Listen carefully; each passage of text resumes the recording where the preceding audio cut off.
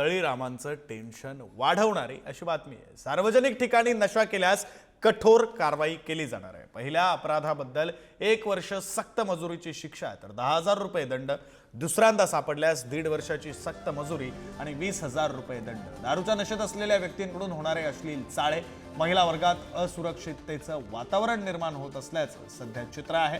अनेक वेळा तळीराम नशेत असल्यामुळे धार्मिक स्थळांचं पावित्र्य बिघडवलं जातं आणि त्यामुळे कडक कारवाई ही आता केली जाणार।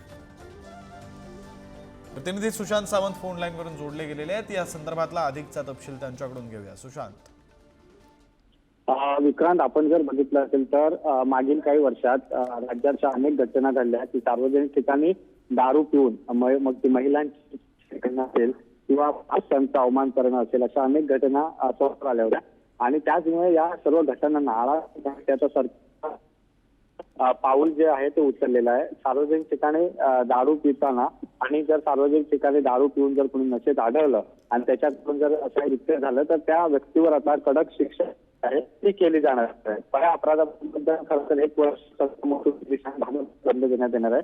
तर हा व्यक्ती दुसऱ्या वेळेस जर तो व्यक्ती आढळला तर 1.5 वर्षाची सक्त मजुरी व 20,000 रुपयाचा दंड जो आहे तो खरं तर ठोठावण्यात येणार आहे। राज्य सरकार हा निर्णय लवकरच घेणार आहे आणि आपण जर बघितलं असेल तर या घटना मागे असं प्रकरण घडलं होतं की रस्त्यात दारू पिऊन एका व्यक्तीला मारहाण केली, त्यानंतर संपूर्ण प्रकार समोर आला होता आणि आता अशाच प्रकारांना आळा घालण्यासाठी राज्य सरकार पाऊल उचलताना आपल्याला पाहायला मिळते। बरं, धन्यवाद सुशांत दिलेल्या या सगळ्या सविस्तर तपशिलांसाठी।